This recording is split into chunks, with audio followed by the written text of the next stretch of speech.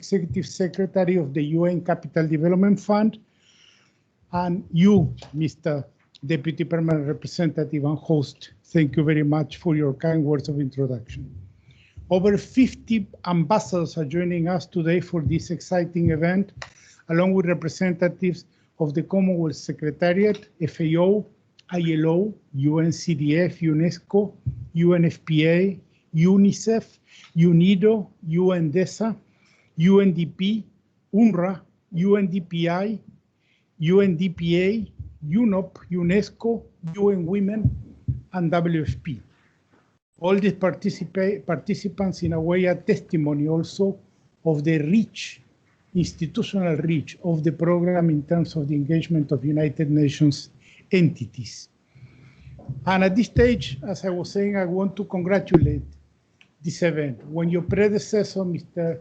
Ambassador, approached me with the idea of having this fund, after some preliminary discussions we were having, we consider it a very valuable initiative, building on the spirit of South-South cooperation, which India personifies in its foreign policy, and also is a legacy of the initiatives your country has taken since its independence and even before, and establishing a very agile mechanism, which at the same time also is aligned with the spirit of the reform of the Secretary General. The principle of South-South cooperation represented with total ownership by the governments that undertake the projects. It is an initiative owned by them, which is really an element of the spirit of South-South cooperation. Total non-conditionality by the government of India in terms of utilizing certain sources of procurement, etc., and also total flexibility on the implementation modality, building on the comparative advantages of the different parties, and strengthening the reform process of the Secretary General through the empowerment of the resident coordinators. Originally, you made a commitment of $100 million, which was then expanded with an additional $50 million commitments made by Prime Minister Modi in the Commonwealth meeting in London. So a total commitment of $150 million over 10 years, which has already materialized in over $47.8 million in real contributions and real approved projects that are making the livelihoods of people better. I also want to praise, in the context of the pandemic we're all confronting, that is forcing us to be so distanced and wearing masks, that the fund has shown remarkable flexibility to support emergency response and proposals to establish mechanisms to build back better in many developing countries. In some, for our office, for UNOSSC, the partnership of India in the administration and implementation of the fund is a matter of great pride. We are totally committed to it. My team is very proud and very eager to make sure that we help the efforts of India to collaborate to build a better world, and we will continue to do that. So it's an honor for me to be here on the 3rd anniversary. Normally, we used to have these events in the UN Secretariat, but through the virtuality, we have a very remarkable quorum and participation, and we'll hear how the fund is making a difference. So thank you very much. Again, please mute the microphones, and it is my honor to invite in your own home Ambassador Trimurti for your introductory remarks.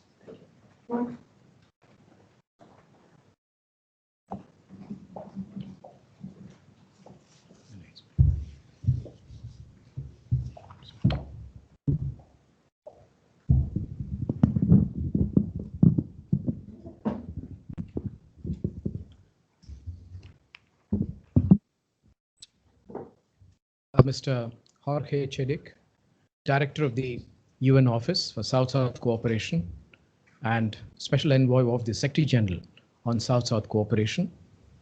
Mr. Akim Steiner, Administrator, UN Development Programme. The Right Honourable Patricia Scotland QC, Secretary General of the Commonwealth. Other distinguished dignitaries from the UN, Excellencies, Vice Ministers, and fellow permanent representatives, including those present here from the Maldives, Gambia, and Kiribati, and also from Palau, St. Lucia, and others. Distinguished ladies and gentlemen and friends, it's indeed heartening to see you all here today, some in person and many of you virtually, to celebrate the 3rd anniversary of the India-UN Development Partnership Fund. I particularly welcome the representatives of our partner countries and partner agencies joining us from all over the world. It was a well-known Indian philosopher and thinker, Swami Vivekananda, who said, and I quote, "Each nation must give in order to live. When you give life, you will have life. When you receive, you must pay for it by giving to all others," unquote. Nowadays, we talk about North-South cooperation and South-South cooperation. But when you look at India over the ages, the term South-North cooperation would be more appropriate. Since through history, we have always shared with others our knowledge in science, mathematics, astronomy, the arts, etc., and later shared the unique tools of our freedom struggle to inspire countries to free themselves of colonialism, and closer to our times, shared the tools for human resource development, development partnership, and nation building. Development partnership is not new to India. India has, through history, prioritized cooperation over conflict, coexistence over competition, sharing over receiving, plurality over hegemony, and inclusivity and democracy over exclusion and control. This has underpinned our approach to development cooperation as well. This fund, established in 2017, in collaboration with the United Nations Office of South-South Cooperation, embodies the spirit of South-South cooperation. It is guided by the priorities of the partner countries to foster sustainable development and is completely demand-driven. It has developed a portfolio of 59 development projects in 49 developing countries. India has always remained a strong votary of non-earmarked resources for development in multilateral institutions. In this journey, I am truly grateful to the UN Office for South-South Cooperation in partnering us. At a time when some countries are busy taking undue advantage of COVID-19 to spread divisive disinformation or to enhance even more their support to terrorism or to adopt aggressive policies, India's answer has been to immediately come to the support of countries vulnerable to the pandemic, rush urgently needed medical supplies, strengthen national health capacities, and mitigate the diverse socio-economic impact of this crisis. Sustainability has been the focus of our developmental efforts. India shuns any effort to impose conditionalities or to create indebtedness or to constrain developmental space for developing countries. In this quest, the fund has successfully focused on LDCs, LLDCs, SIDS, Africa, and other developing countries and regions, and covers a diverse set of thematic areas. I wish to thank Director Mr. Jorge Chedic and his very able team from the UN Office for South-South Cooperation, and also all other UN agencies, including the UNDP, etc., and the Commonwealth, which have tirelessly worked to partner alongside us in making this vision of South-South cooperation a success. I once again thank all the partner countries for making time to attend this occasion. India is fully committed to realizing the true potential of this remarkable partnership for peace, prosperity, and development. Thank you.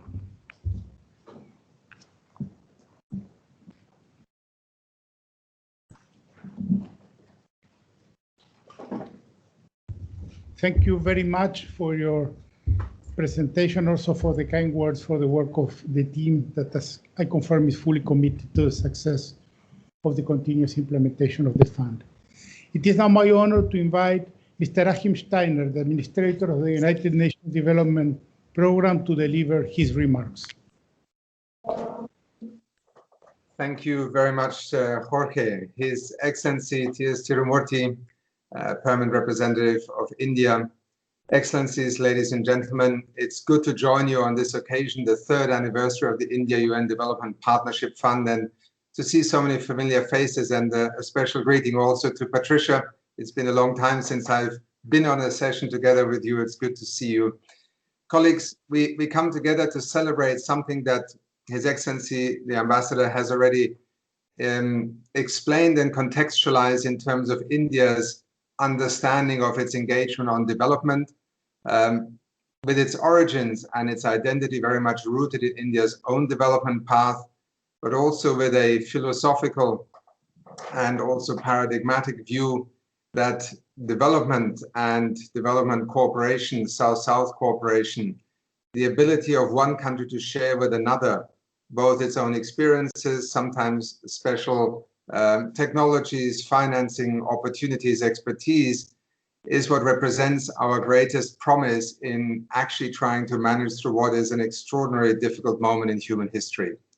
We are meeting on the occasion of the third anniversary, but we're meeting also in the month of September of the year 2020, the 75th anniversary of the United Nations, and in the midst of a pandemic. A pandemic that is, in a sense, unprecedented in its synchronicity, and yet has also revealed such extraordinary inequalities in the way that countries are able to cope, in the social infrastructure that is available to us, in the fiscal space, as ministers of finance and central bank governors are prone to discuss the current pandemic, and in the sheer pressure on livelihoods, which is really the way in which citizens across the globe are staring at this pandemic right now, and the way in which it has affected them.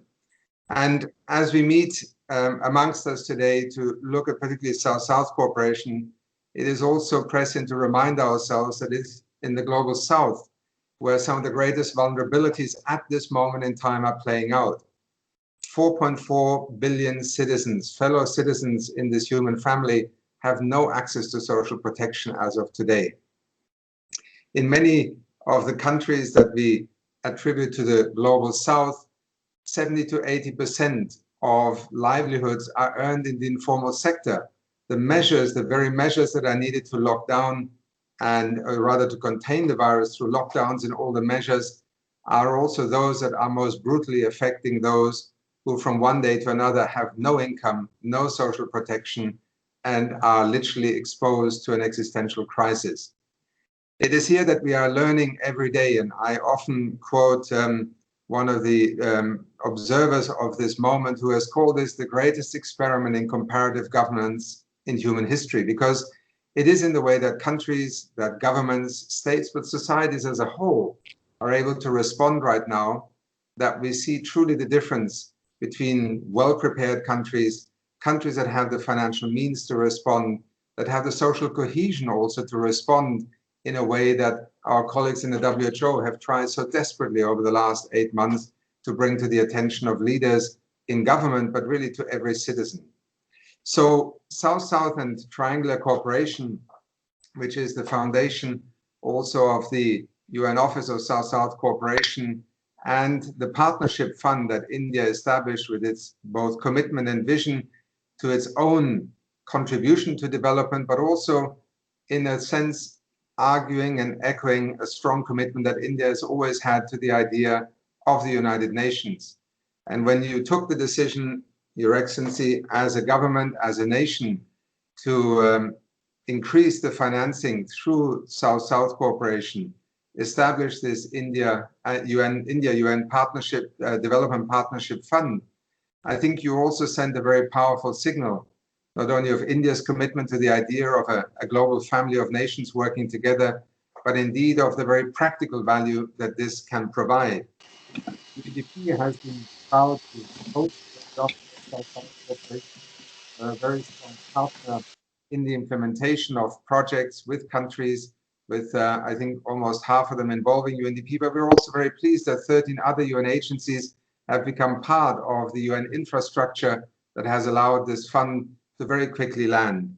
And nowhere has this been more obvious and visible than in the midst of the COVID-19 crisis, whether it is in the ordering of ventilators, whether it is in the work that we are also doing together in a number of countries right now, simply to assist with the crisis, but also in drawing on some of the frontiers of development opportunities.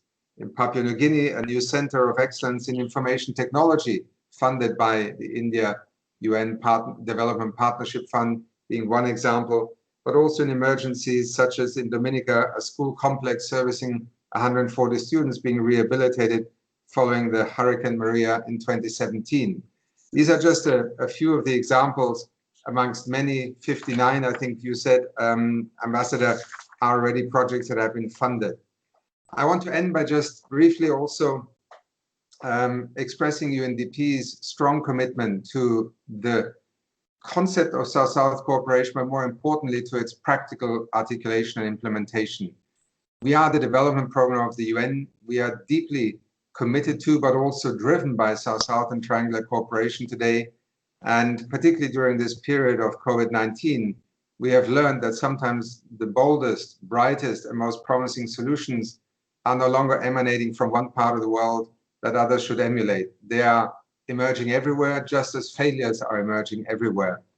And I was very excited to read about Prime Minister Modi's announcement just a few days ago that to me speaks to the kind of generational and transformative initiatives that we now need in every country, with every government, but also citizens and the private sector.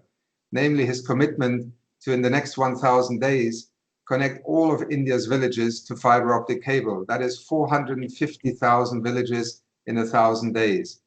It is perfectly doable. It is also in the midst of an economic freefall, the kind of stimulus that we need. And it is the kind of project that I think every country should be inspired by, and that hopefully we in the UN and also with the India UN Development Partnership Fund are hopefully able to at least contribute and catalyze. Just as you have shown leadership with the International Solar Alliance and other areas, for us, it is a moment of celebration in the midst of a very dark moment for our human family, but it is precisely in those dark moments that the best ideas keep us actually inspired. In that sense, happy anniversary, and thank you again, India, for joining that community of South-South cooperation partners and to inspire us to reach for higher and more ambitious outcomes. Thank you so much. Thank you, Mr. Steiner, for your presentation. It is now my honor to invite the Right Honorable Patricia Scotland, QC, Secretary General of the Commonwealth, for her remarks. Thank you so much, and good morning, good afternoon, and good night, because I think we come from all corners of the world to celebrate today. Ambassador, dear Ambassador Tirumoorthy, dear Akim, the Director of South-South Cooperation, Excellencies, colleagues, dear friends. Let me begin by saying just what an immense honor it is for me to join you today at the commemoration of this 3rd anniversary of the India-UN Development Partnership Fund.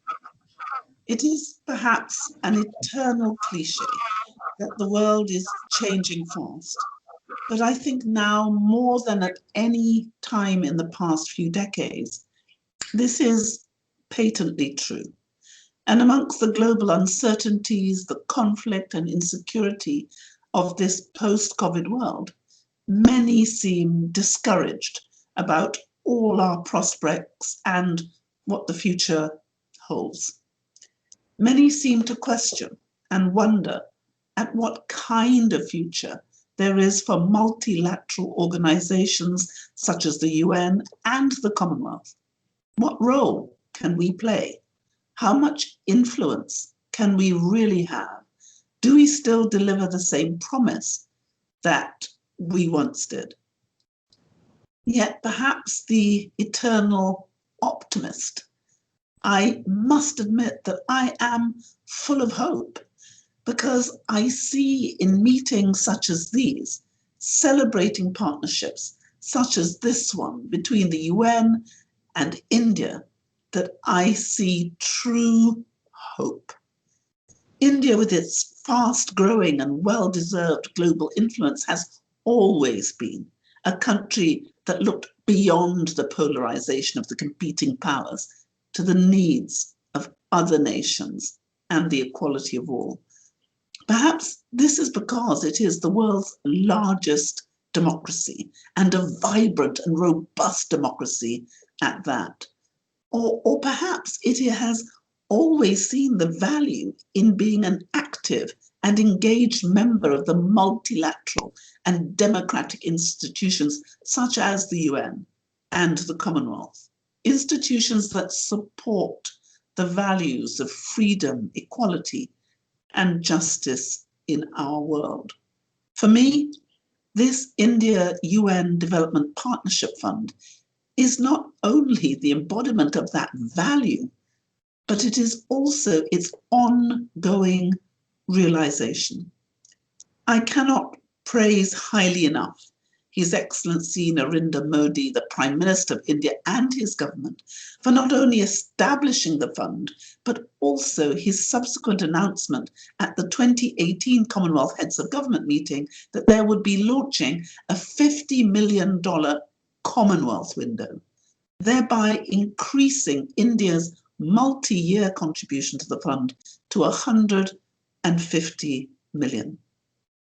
This fund genuinely offers opportunity and hope to Commonwealth states and those of us who work to support them.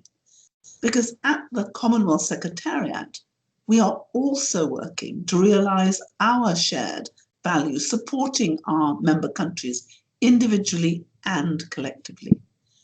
That is why we are so committed to advancing democracy, the rule of law, human rights, good governance, social and democratic development. It is why we place so much value on respect for diversity in critical areas, such as tackling climate change, promoting gender equality, youth empowerment, trade facilitation, debt relief, health, education, and disaster response. I am extremely thankful to the UN Office for South-South Cooperation for their work with us to date, and I thank them for the work we will do together going forward to benefit Commonwealth countries. The Memorandum of Understanding we signed with the Office in September 2018 has enabled fostering of South-South and triangular cooperation among our common member states. And I'm thankful that although projects funded by the fund were originally to be implemented exclusively by the UN agencies, that the Commonwealth Secretariat is now engaged as an implementing partner. The Commonwealth window supports demand-driven, country-owned and concrete initiatives that focus on the implementation of the 17 Sustainable Development Goals. Grenada, Tuvalu and Vanuatu were the first Commonwealth member states to have benefited from the Commonwealth window. And we have recently seen projects move forward in both Barbados and the Bahamas, each with a value of $550,000 US. We know that these projects are just the beginning of a long and fruitful partnership that will greatly benefit our Commonwealth and its member countries, as 34 of the world's small island developing and least developed countries are members of the Commonwealth. India's ambitious programme of support to them through the fund is a bold statement of intent that is greatly welcomed and so needed.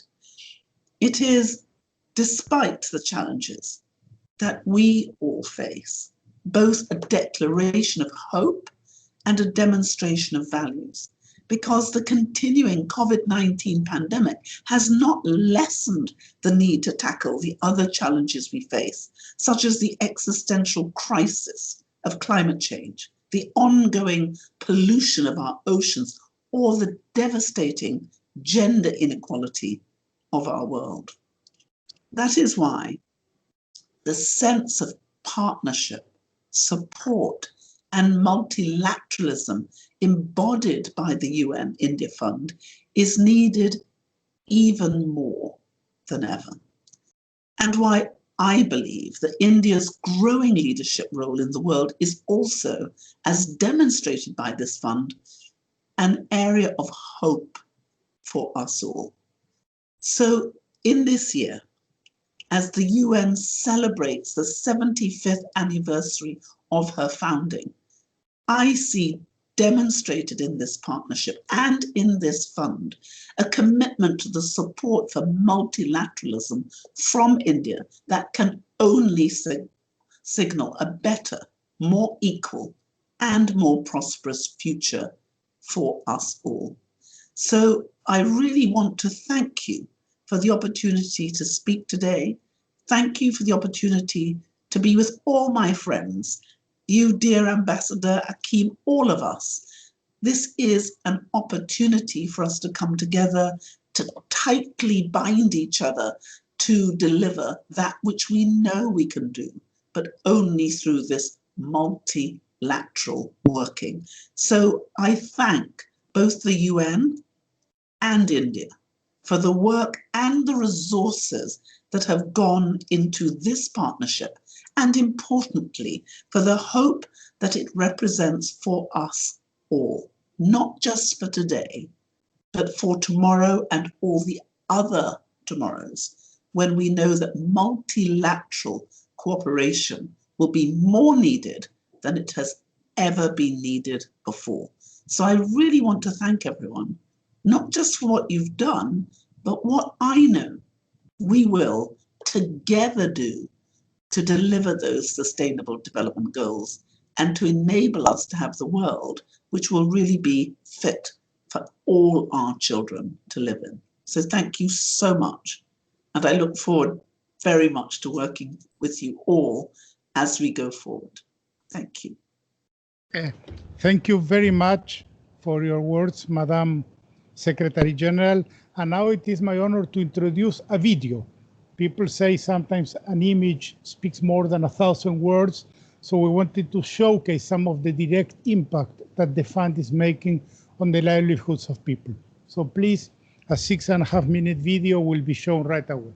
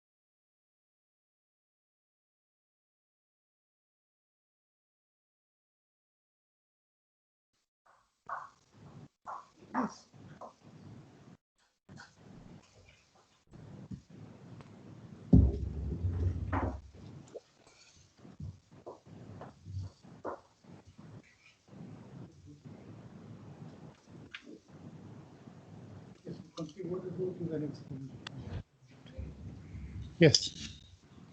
Okay.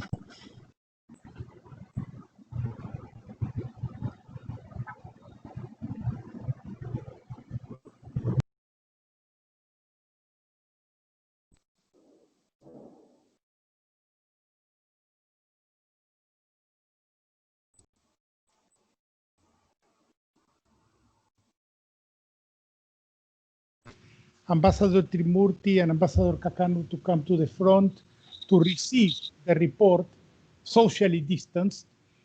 And please come here. Are you there? Yes.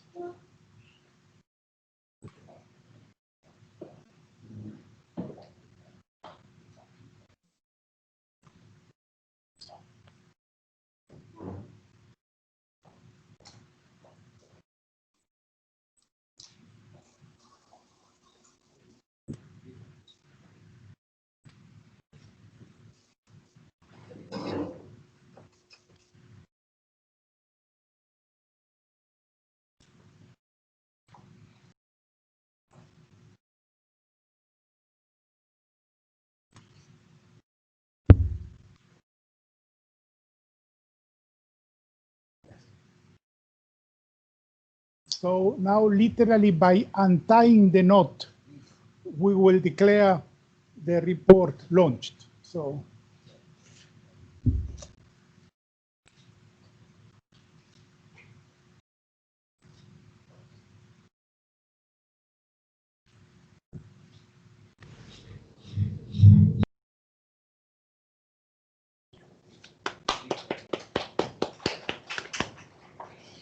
So I was saying with the video, in addition to the video, we have the more than 1,000 words telling us what the fund is doing. I invite all of you also to take note of the message that the Secretary General gave on the occasion of the 3rd anniversary of the fund, which is on page 33, and the report is available electronically right away. And now it is my honor to invite His Excellency Mr. Cosmos Richardson, the permanent representative of St. Lucia, to make his remarks.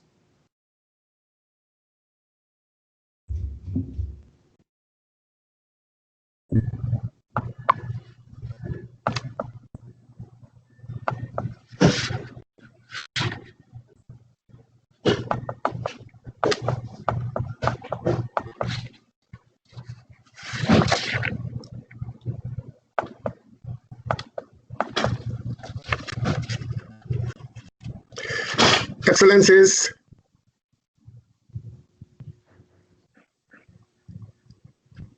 am I being heard? Yes. Yes. His Excellency Ambassador Tirumuti, Permanent Representative of India to the United Nations, Mr. Jorge Chediak, Envoy of the Secretary General on South-South Cooperation, Right Honorable Patricia Scotland, Mr. Akim Steiner, Excellencies, distinguished colleagues. Allow me at the outset to express my gratitude to the Permanent Mission of India to the United Nations and the UN Office for South-South Cooperation for inviting me to be part of this interactive dialogue among partners in observance of the 3rd anniversary of the India-UN Development Partnership Fund. Permit me also to extend my own congratulations to the Government of India through the Permanent Mission to the United Nations and to the UN Office for South-South Cooperation on the occasion of the 3rd anniversary of the establishment of the India-UN Development Partnership Fund, a fund which, since its establishment 3 years ago, has grown into a valuable instrument for sustainable development among the countries of the South, a fund for and of the South. South-South cooperation is and should continue to be an integral part of the framework for achieving the 2030 Agenda, the globally agreed agenda for people and planet. South-South cooperation facilitates collaboration among countries of the South, while recognizing and respecting the basic principles of relations among sovereign states. It fosters technical cooperation among states as an instrument capable of promoting the exchange of successful experiences among countries that share similar historical realities and challenges. As has been repeated consistently, South-South cooperation is not a substitute for North-South cooperation, but is and will continue to be an important enabler as we strive together to achieve the Sustainable Development Goals and to leave no one behind. Excellencies, the onset of COVID-19 pandemic has resulted in the spread of human suffering, the destabilization of the world economy, the upending of the lives and livelihoods of hundreds of millions of people across the globe. The progress we have made towards the achievement of the SDGs faces a real threat of reversal. Nowhere is this threat more real than among the countries with pre-existing and inherent vulnerabilities, such as the small island states, especially those in the Caribbean. The fragility of our health systems, weak or non-existent social safety nets, and the absence of a comprehensive social protection framework. The vulnerabilities associated with being at the forefront of the impacts of climate change, dependence on a narrow range of economic sectors such as tourism, which have effectively collapsed in the wake of the pandemic, among others, all highlight the disproportionate impact on SIDS, especially those in the Caribbean. It is therefore extremely gratifying when friends such as India and others within the framework of multilateralism express and demonstrate solidarity, not just in words, but through tangible and concrete action.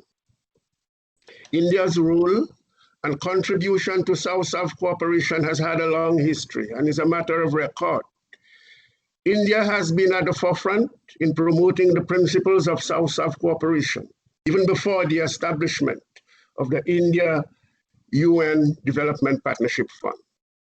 For example, the IPSA Fund for Poverty and Hunger Alleviation has been a pivotal factor in the execution of human development projects to advance the fight against poverty and hunger. And St. Lucia was one of the beneficiaries of this fund, for which we are extremely grateful. Under the India-UN Development Partnership Fund, St. Lucia has been fortunate to have had 2 project proposals approved. The first is a project for upgrading St. Lucia's capacity to provide vocational training for marginalized youth. And the second, a COVID-19 response designed in the context of human security and sustainable development. This project has 2 components. First, strengthening the capacity of the health sector through procurement of medical equipment and supplies. And second component is the alleviation of the socio-economic impacts on the lives and livelihoods of the most vulnerable individuals and families most in need by providing social safety nets, including ensuring access to nutritious food and other essentials, as well as cash transfers. 2 aspects of these projects which are particularly important for me to highlight here. The first is that the interventions made under the India-UN Partnership Fund have presented us with the opportunity to scale up. That is, provided us with a platform to mobilize additional resources to expand and increase impact, so that the overall benefit will be substantially more than the initial injection, since it will serve as a model to unlock other resources which will enable us to expand and enhance St. Lucia's social protection framework. The second aspect is the partnership with the UN. The projects are executed under the coordination of the Multi-Country Office for the Eastern Caribbean and are part of the multi-sector response plan developed by the office in collaboration with member states, and for which an international appeal was launched. India contributed to that appeal not only through the St. Lucia project, but through COVID response projects in other states served by the MCO. This coordination facilitated alignment not only with national development objectives, but also with the 2030 agenda. The multi-sector response plan covered a period up to December 2020, and the second response plan will be developed for the period from January 2021 and onwards. And another appeal will be launched for resources to continue this project. Excellencies, it is evident from the above that the India-UN Development Partnership Fund has made an important contribution to St. Lucia's COVID-19 response, as well as for other states in the Caribbean.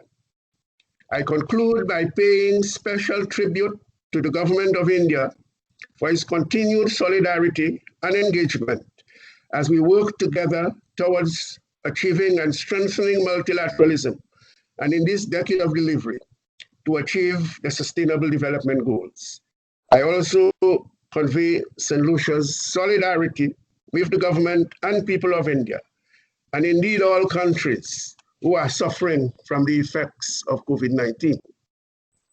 As it is my understanding that the director of the Office of South-South Cooperation is coming to the end of his tenure, allow me also to recognize the excellent work that he has done on our behalf in promoting and strengthening South-South cooperation, and to thank him most sincerely for his tireless efforts and wish him well as he moves on to his next challenge. I thank you. Thank you very much for your comments, Mr. Ambassador, you're also chair of the Commonwealth window of the UN Development Partnership Fund. So now it is my pleasure to invite Her Excellency Ms. Ngedike Solai Uludong, the Permanent Representative of Palau.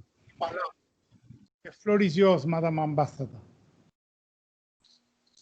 Hello, can you hear me clearly? Yes. Thank you. Excellencies, Namaste and Alian good evening from the Republic of Palau. Thank you for this opportunity to join today's celebration of the India-UN Development Partnership Fund. Palau has one of the smallest populations in the world. India, on the other hand, has one of the largest. But between us, we have developed a flourishing partnership in recent years. And the India-UN Development Partnership has been an important vehicle for this partnership.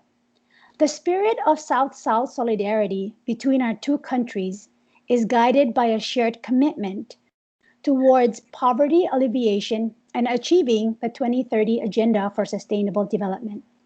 In Palau, the UN Development Partnership Fund has supported progress towards Goal 3 on good health through the renovation of community health centers that serve our rural population. The result is improved access to patient-focused primary health care and a more conducive working environment for healthcare professionals in our rural areas. Implemented in partnership with UNOPS and the UN Office for South-South Cooperation, this project will contribute to the decentralization of healthcare services to ensure that care is as close as possible to the people who need it the most. Our celebration today is virtual, of course, because of the pandemic. When COVID-19 began to ripple around the world, those of us from island states were caught in a bind. We are dependent on international travel for many essential services and expertise, including COVID-19 testing. But this suddenly became impossible. So we were deeply appreciative that India, through the India-UN Development Partnership Fund, supported by the UN South-South Office, came forward with a rapid grant of resources to urgently strengthen our national health capacity to prepare for COVID-19. This supported the procurement of testing kits, PPEs, and other medical equipment that allowed us to prepare for COVID-19 and to test, as Dr. Tedros has always emphasized. The importance of this support, especially amid the early uncertainties of the pandemic, cannot be understated. It is a vital part of why Palau has been fortunate to have remained COVID-free. At this time of pandemic, when India herself has suffered grievously from the pandemic, this gesture of solidarity has been all the more appreciated. The India-UN Development Partnership Fund has also supported the renovation of key parts of Palau civic infrastructure.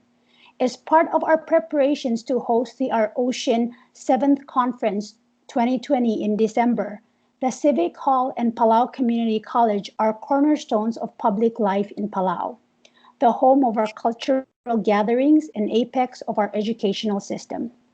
Much needed renovations to bring these venues up to modern safety and environmental standards are now complete, and these improvements will have a long-term benefit for the welfare of the people of Palau. As it marks its 3rd anniversary, the India-UN Development Partnership Fund has been an important partner of Palau, working to advance South-South cooperation for sustainable development. In this pandemic, this is all the more valued, and we look forward to continuing our partnership in the years to come. Thank you, and namaste to all of you. Thank you very much, Madam Ambassador. Now it is my pleasure to invite Ms. Cristina Duarte, the Special Advisor on Africa to the United Nations Secretary General. Madam Duarte, the floor is yours. Thank you, thank you. Thank you very much. Good morning. Protocol observed.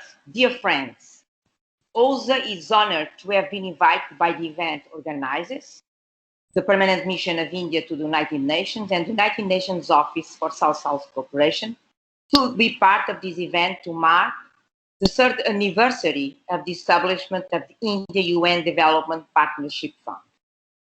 Please allow me to take the opportunity of this South-South Conference to celebrate the 3rd anniversary of India-UN Development Partnership Fund and approach this subject from an African standpoint, which means to present some ideas about the relationship between globalization, multilateralism, and South-South cooperation.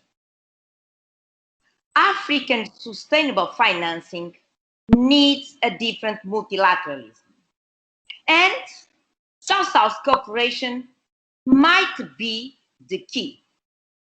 We have been facing a paradox. The international context has been adverse for multilateralism. But on the other hand, multilateralism, duly rebooted, is absolutely essential to overcome the adverse international context. And this is becoming a trap. In 2019, the UN Secretary General noted that, and I quote, "Trust in the multilateral system itself is eroding, in part because you are not delivering inclusive and sustainable growth for all. Given the broad trends, it is clear that the world will not achieve the sustainable development goals without a fundamental shift in the international financial system that enable us to address urgent global threats and restore trust in international cooperation." And he stressed, action is needed at all levels.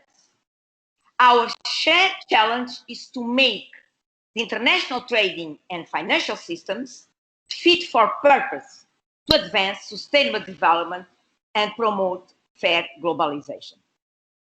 Under COVID-19 pandemic, its ramifications, and the challenge to recover better, the above statement has become even more crucial. A global threat such as COVID-19 puts pressure on our multilateral system, a system in whom trust has eroded to the fact that it has failed to deliver inclusive and sustainable growth. Again, please let me address this question from an African standpoint. And the question is, how should African policymakers position themselves? This poses a serious challenge, considering that African sustainable financing requires not only addressing at the same time globalization as a source of distress, but also embracing multilateralism as a key success factor. Regarding globalization, it is widely accepted that it has not delivered fair outcomes. And there is a lack of accountability from global players. According to some literature, the 2008 financial crisis was a result of more than 30 years of unfair globalization. After 5 years into the implementation of the SDGs with very few results, Lipton in 2018 has analyzed the problem in a very clear way. And I quote, globalization will not receive sustained broad support unless it is based on free and fair trade and investment practices. That means being willing to update rules and institutions commensurate with the growing sophistication and complexity of the global economy, which means that building common ground around this understanding is imperative. And in my opinion, and again, from an African standpoint, this should be the context of positioning strategically the South-South cooperation linked to a different multilateralism to serve Africans' sustainable financing. In other words, from an African standpoint, South-South cooperation will succeed when it will be in a position to make a major contribution to a different multilateralism. For South-South cooperation to deliver that, and of course, I would include the UN-India Fund, the understanding of the relationship between globalization and multilateralism and how international policy making is structured is quite important. I strongly believe that the UN-India Development Fund is, without no doubt, might be and is a good example of a South-South cooperation ready to leave strong footprints in the South-South cooperation arena and make, in this way, a contribution to a different multilateralism to serve African sustainable financing. Thank you very much for this opportunity. Okay. Thank you very much. Muito obrigado, Senora Duarte. Now it is my pleasure to invite the Executive Director of the United Nations for Office for Project Services, Ms. Grete Faremo. The floor is yours. Thank you very much, Excellencies, honorable colleagues, ladies and gentlemen. Thank you so much for giving me this opportunity. It is a pleasure to attend this important event, even if virtually. And I would like to offer a very warm congratulations to both the India UN Development Partnership Fund and the Office for South-South Cooperation on this third anniversary.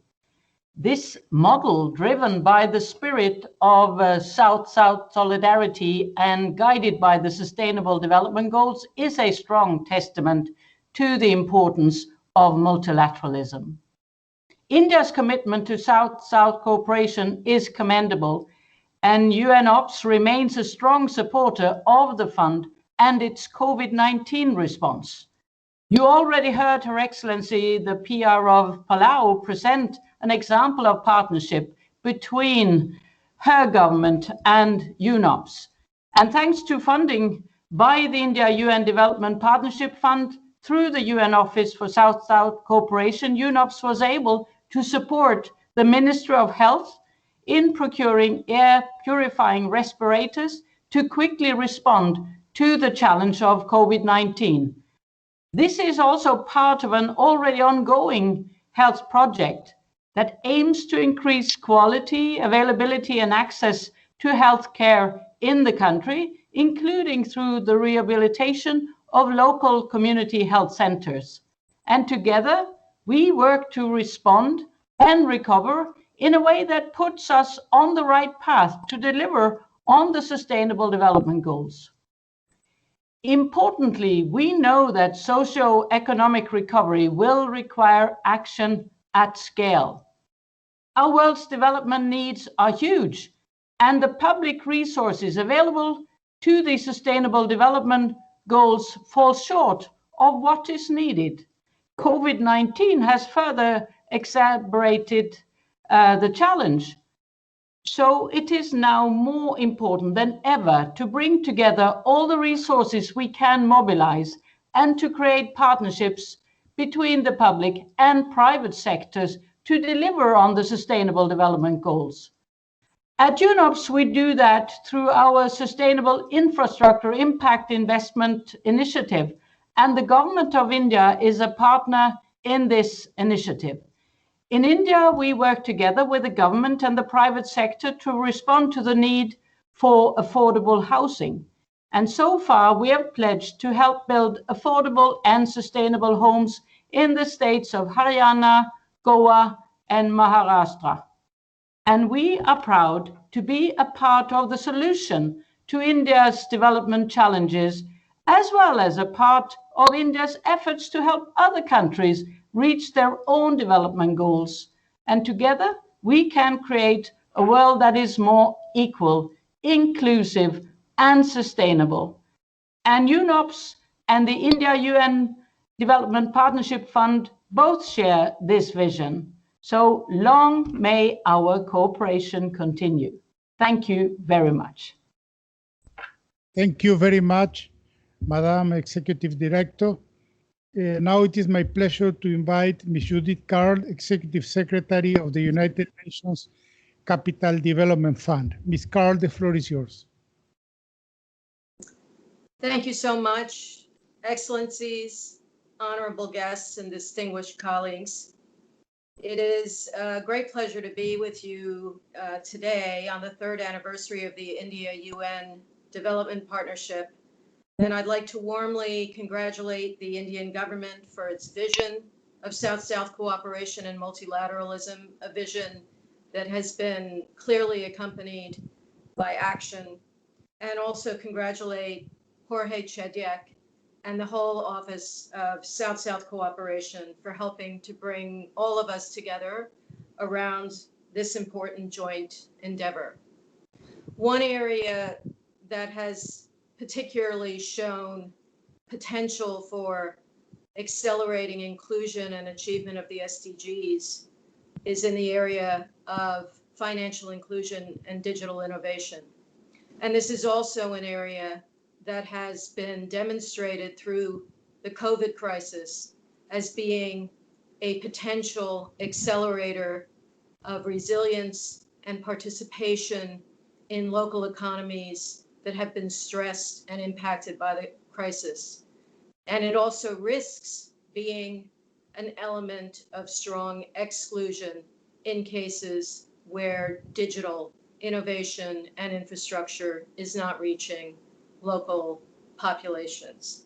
India has demonstrated the possibility of successful digitization on a scale never before seen, from its universal ID program, Aadhaar, which has enrolled over 1.1 billion people to the world's largest direct cash transfer program, made possible through the creation of more than 300 million new bank accounts. India has shown the impact that can be achieved with strong leadership and effective implementation. These programs have produced knowledge that can be shared with and replicated in developing countries around the world. UNCDF makes public and private finance work for the poor, focusing on the most excluded and underserved communities in the least developed countries. While our focus is mainly on LDCs, we are also active in India.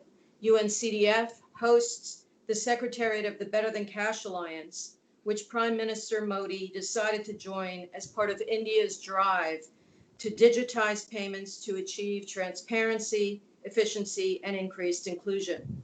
The alliance has been collaborating with the union government and the Northeast states to accelerate digitization of government-to-people payments and has worked with Indian companies to drive digitization of women merchants in rural India.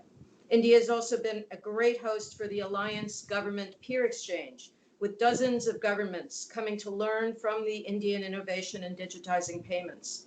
Each time we've offered these visits, they were quickly oversubscribed as governments from Mexico to Sierra Leone, Fiji to Indonesia have all asked to learn from India's leadership in driving financial inclusion through the digital ID in India's stack. We are very pleased that UNCDF has been selected to receive support from the India-UN Partnership Fund in several countries. In the small island developing states in the Pacific, starting with Fiji, we are working with the government and other UN partners to develop climate risk insurance to help Pacific Islanders better deal with economic shocks from natural disaster. In Zambia, we are strengthening the institutional capacity of the Ministry of Finance to formulate and implement the Zambia Digital Transformation Framework, while also working with the private sector to improve access to energy and water through the use of affordable digital financial services. In Malawi, we are supporting the rollout of an electronic Know Your Customer tool to deliver citizen-centric e-services. As we progress through this work, we look forward to continuing to work through South-South cooperation with India and with the UN Office for South-South Cooperation to share the lessons learned with other countries. We welcome India's vision and leadership and look forward to continuing our excellent collaboration. Thank you.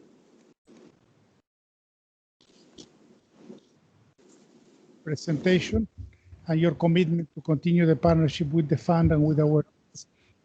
Now we are going to present the video as we have overcome the technical challenges, and we will include a short video that Palau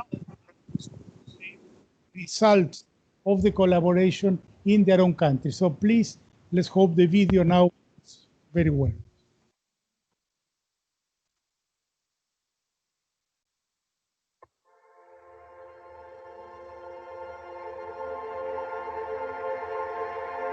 Sarvodaya, a Sanskrit term meaning progress for all, is the ethos of the India-UN Development Partnership Fund, a $150 million South-South financing mechanism established by the Government of India, supporting sustainable development projects in fellow developing countries. The fund is implemented jointly with the United Nations system. It favors first those furthest behind. A dedicated $50 million window within this fund supports southern members of the Commonwealth. Celebrating its third-year anniversary, the India-UN Development Partnership Fund has already approved 59 projects benefiting 48 countries in advancing all 17 SDGs. Key features of the fund include its emphasis on demand-driven, government-owned initiatives, a non-prescriptive and flexible funding scheme, and expeditious project approvals and delivery. India-UN Fund projects cover a range of areas of prime concern, including climate resilience, gender equality, renewable energy, maternal health, education, livelihoods, disaster recovery, and agricultural development, amongst others. For example, the fund enables 7 Pacific Island countries to establish a joint climate early warning system to prevent groundwater salinity and assure a sustainable supply of drinking water. In Grenada, the fund built an early childhood development center to care for the children of low and moderate income households and enable young mothers to be active in the workforce. This is very, very important for the people of Moncton. There are many children and many young mothers who would have gotten jobs or gotten training opportunities, but because they have young children and nowhere to put them, then that's a problem. So the fact that we have this new child development center, they now will be able to put their children in a safe home and go out to find a job or to find some of the training opportunities that is available that can help them to get a job in the future. In Moldova, the national statistical system was revamped into an efficient, register-based and user-oriented platform, expanding data on gender to guide policies for greater equality. In Antigua and Barbuda, the fund rebuilt a hospital and a post office serving 96,000 inhabitants. The hospital is very important to us here in Barbuda, given that it's the only medical institution that we have. The post office is completed and is very valuable now for the community here in Barbuda.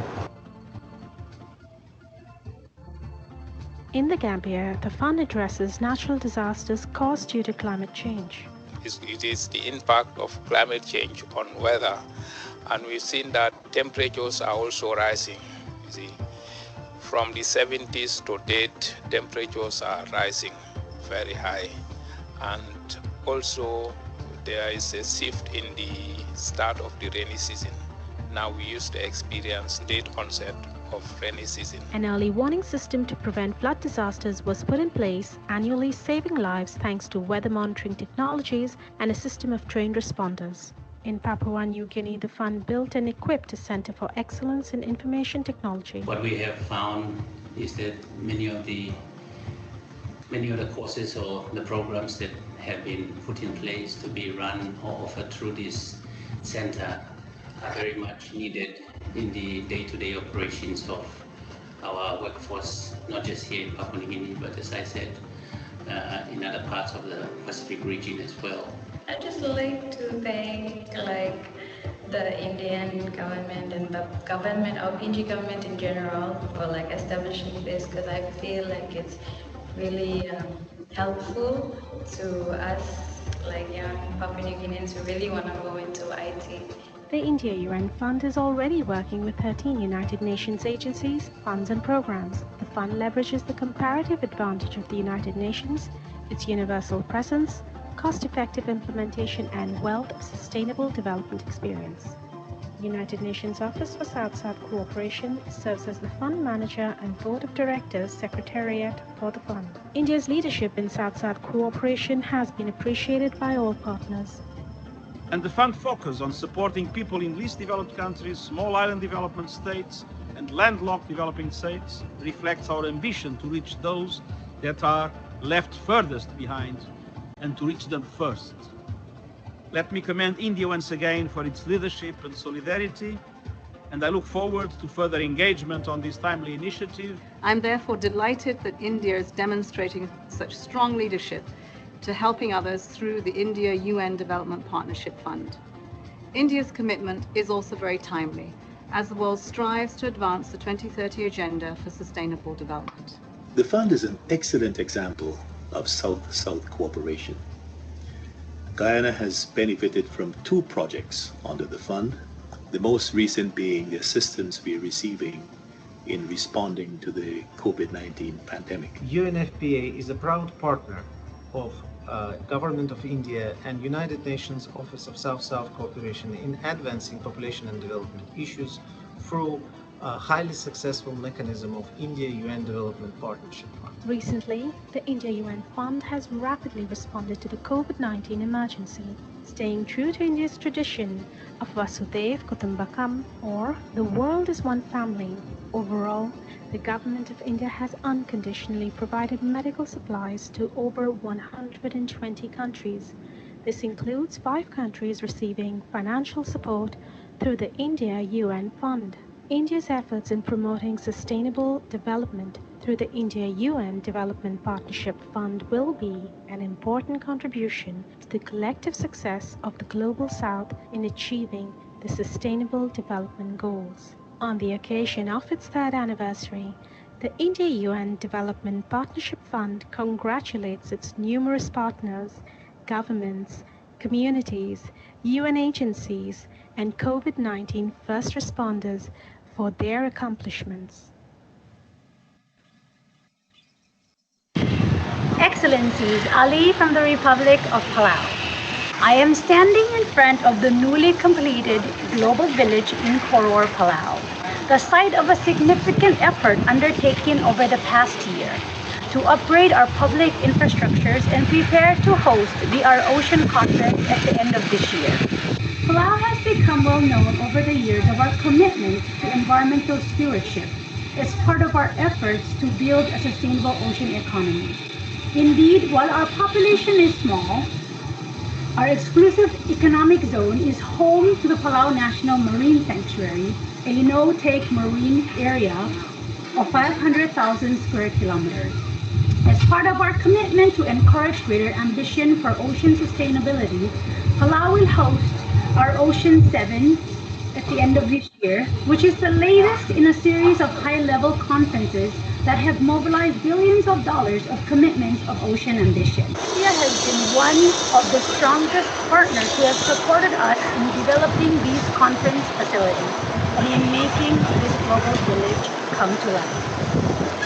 Thank you, India, for helping to rehabilitate and renovate our civic hall. Our civic hall actually houses historical and culture preservation offices and also a venue for our senior citizens.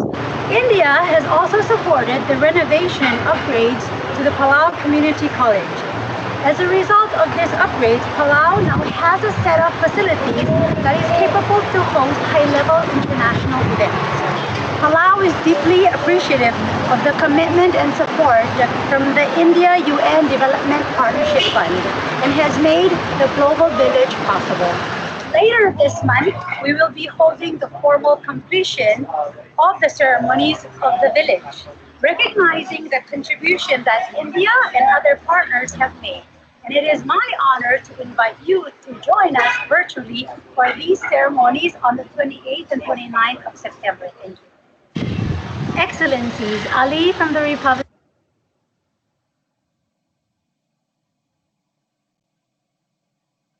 Videos which again showcase the concrete achievements of the fund. Now we're going to the interactive session in which we have a series of permanent representatives and government officials committed to make statements. And we have 1 minute for each. So with your agreement, I would consider all protocol observed, so you can go directly to your point. I know sometimes for diplomats it's kind of complicated, but I'm sure we can all do in tribute to the substance of the fund. And first, let me invite Her Excellency Mr. Tilmiza Hussain, Permanent Representative of the Maldives.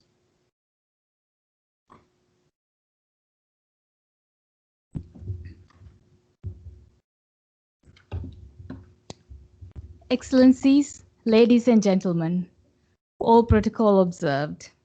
I would like to thank my dear friend, Ambassador Tirumurthy, for organizing this event to commemorate the accomplishment of the India-UN Development Partnership Fund on its 3rd anniversary.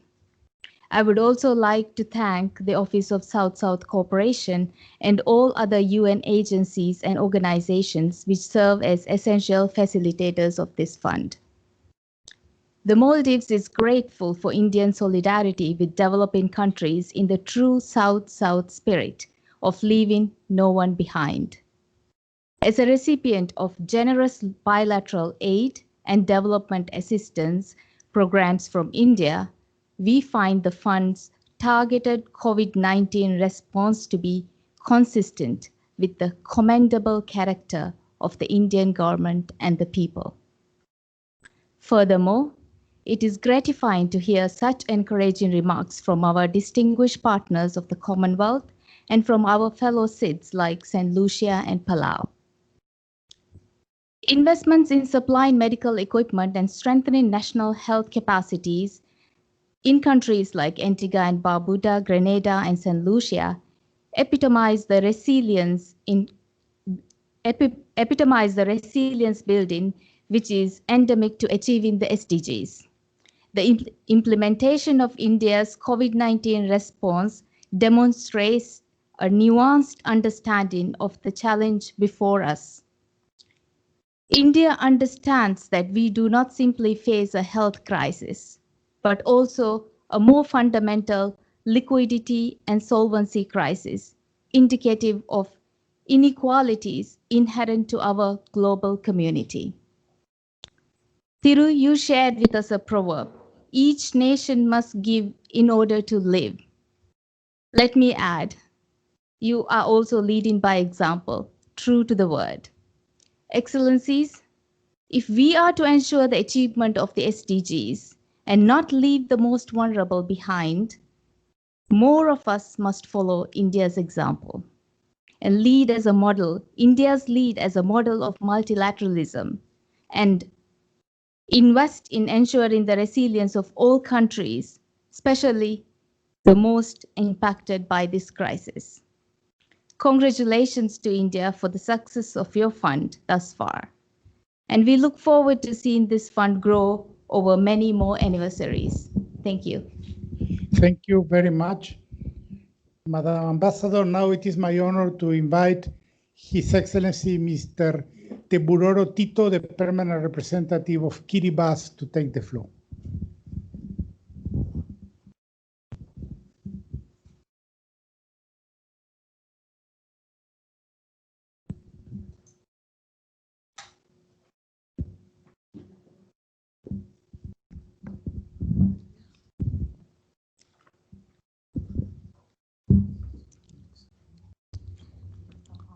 Ambassador Tirumurti and Director Chedik, Excellencies, ladies and gentlemen. I join my colleagues, Ambassador of Maldives and all those who have spoken before me in congratulating the government and people of India and the permanent mission of India to the United Nations for this wonderful offer of assistance in terms of a development fund,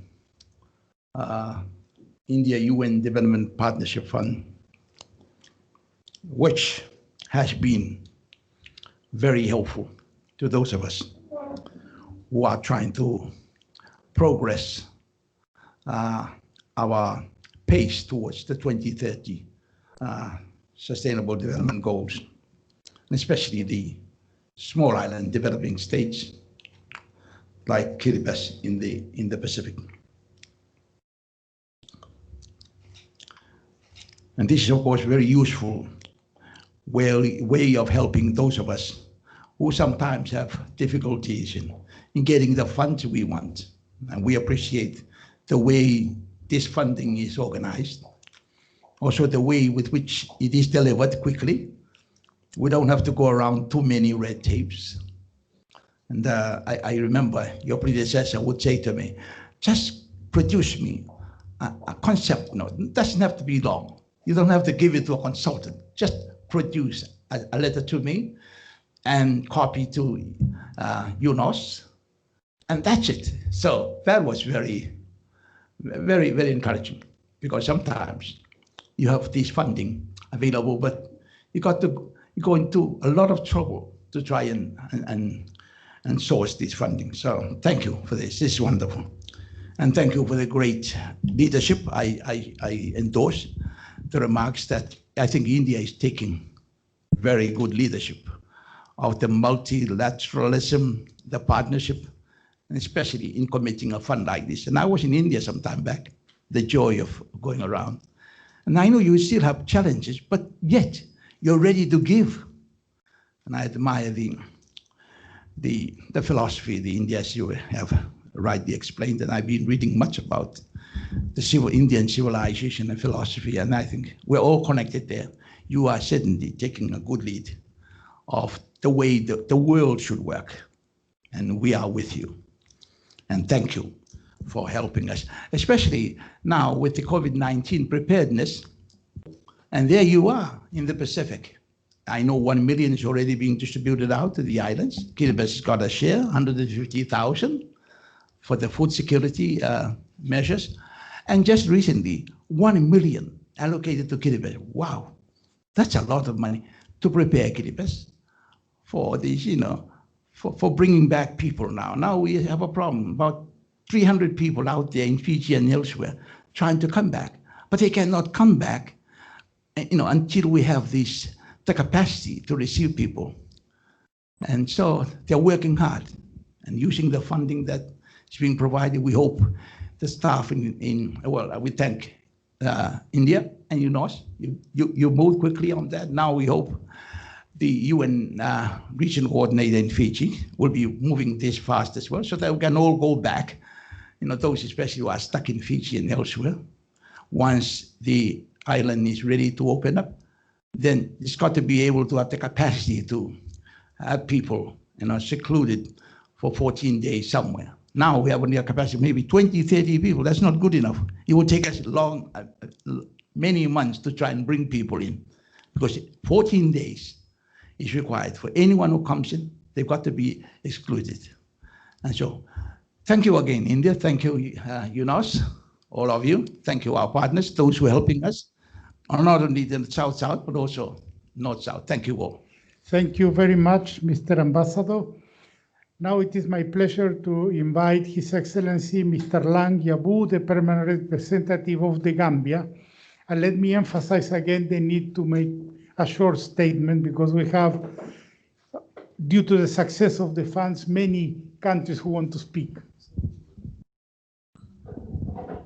Thank you very much, Excellency Ambassador Tyron. Excellencies, ladies and gentlemen, all protocols duly observed. Once again, the Gambia is privileged to be associated with the anniversary celebration of the India-UN Development Partnership Fund as a beneficiary. We add our voice in commending the government and people of India for continuously demonstrating commitment to South-South cooperation by providing critical funding for projects for countries in the Global South. For the Gambia, the fund's intervention is in a project called the use of drones for pre- and post-disaster management, and the implementation of the project is at an advanced stage as the country continues to witness yet another floods since August 2020. The implementation of the project is helping the National Disaster Management Agency to address capacity gaps, helping to save lives, build resilience, and support the achievement of the sustainable goals in the Gambia. This is done through environmental trainings, workshops, advocacy campaign on flood risk management, development of the NDMA website, study tour to Benin Republic, purchasing the necessary equipment, conducting hazard mapping activities for schools, and integrating DRR in the national education curriculum. The project has already increased the agency's visibility as well as awareness of officials on the need for correct data for informed decision-making. Despite the above achievements, the implementation of the project is not free from the negative effects of COVID-19 pandemic. However, this notwithstanding, the Gambia is fully committed to continue providing the enabling environment to ensure the successful implementation of the project. In conclusion, I once again extend our sincere gratitude and appreciation to the government and people of India, UNESCO, and all our partners in the UN system and the Commonwealth for your continuous support. I equally recognize and thank my brother, Ambassador Tairu, and your predecessor, Ambassador Said, and your entire team in the permanent mission of India to the United Nations. Thank you, the government and people of India, for your solidarity and continuous support to the government and people of the Gambia. You remain a true friend, and you remain a true partner, and your commitment to South-South cooperation is well noted. Thank you. Thank you very much, Excellency. Now it is my pleasure to invite Her Excellency Ms. Norma Serrato, the Vice Minister of Foreign Affairs and International Cooperation of the Republic of Honduras. Good morning, Your Excellencies, protocol observed. I'm honored to participate in the celebration of the anniversary of the India and the United Nations Development Partnership Fund, which has allowed many important initiatives with positive outcomes regarding the sustainable development of our countries to happen. All these initiatives have strengthened our South-South and triangular cooperation, which is of significant importance for Honduras. I also would like to take the opportunity to express my gratitude for the support received, taking into account that Honduras is one of the countries that has greatly benefited from the projects financed by India. For example, in 2014, 4 women from one of the most remote areas of the country, La Mosquitia, were trained for 6 months as solar energy support technicians at the Barefoot College in Tilonia, India. This trip was made possible thanks to the partnership between the Barefoot College, the Government of India, and the UNDP Small Grants Program. Through the Solar Engineers Initiative, I want to make it known that none of these women know how to read or write.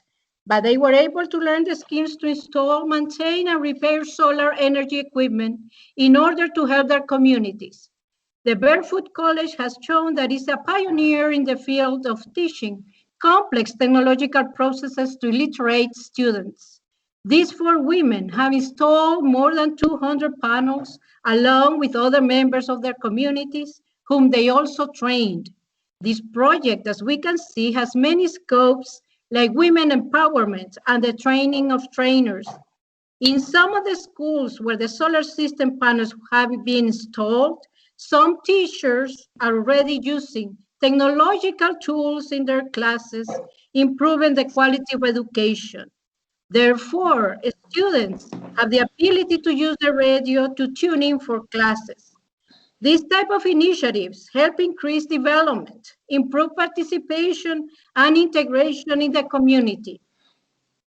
I consider it very important to mention this wonderful initiative because it is a concrete example of what can be achieved through cooperation and how the government of India made it possible in Honduras. We have seen significant progress from the South-South and Triangular Cooperation these recent years, and now, due to the unprecedented situation created by the COVID-19 pandemic, many nations have shown their cooperation, solidarity, friendship, allowing the sharing of experiences, solidarity, knowledge and expertise to overcome this global health epidemic in my country. In that sense, we hope to present as soon as possible a project that fulfills the fund's guidelines. Finally, I would like to express my gratitude again for the opportunity to participate in the celebration of the fund's anniversary within the framework of the South-South Cooperation Day.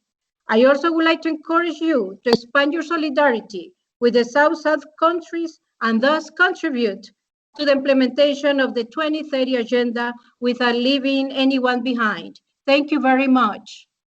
Muchas gracias. Thank you very much, Madam Vice Minister. Now it is my pleasure to invite His Excellency Mr. Walton Alfonso Webson, Permanent Representative of Antigua and Barbuda. And please, sir, try to limit your remarks to 1 minute as we ask all the speakers. Thank you very much, Mr. Chairman, and I will try, and as you said, it's a little complicated for diplomats, but I will try. I want to begin, though, Mr. Chairman, by congratulating the India Development Fund and the South-South Corporation for the tremendous program put on this celebration. Of course, I want to acknowledge all of the ambassadors, excellencies, and all protocol within this event. Excellencies, the India Development Fund has been extremely cooperative and worked extremely progressively with Antigua and Barbuda. My Prime Minister has asked me to offer his congratulations to the Prime Minister of India and the Government of People for India and to express his appreciation for the partnership.